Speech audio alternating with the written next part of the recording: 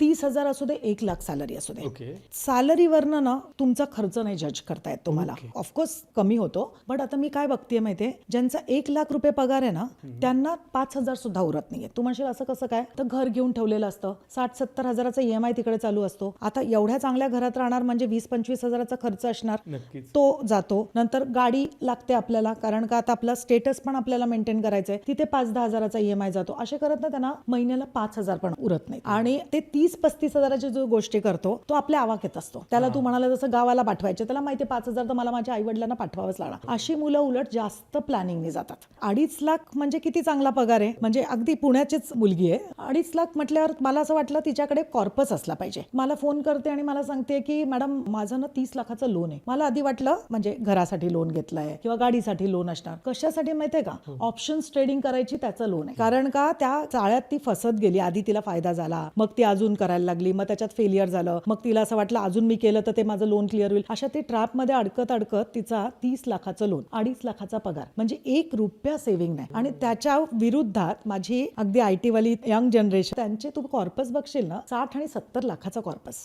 आता तू फरक बघ, म्हणजे सॅलरीवरनं ना आपण खर्च नाही जज करताय. तुमच्या लायबिलिटीज काय आहेत, तुमच्या ॲस्पिरेशन्स काय आहेत, तुम्ही किती, तुमचा स्वतःचा पर्सनॅलिटी कशी आहे, लोकांना बघून आपण आपला खर्च करतो का आपण आपल्या स्वतःसाठी आपला खर्च करतो, ह्याच्यावर मग सगळं अवलंबून असतं.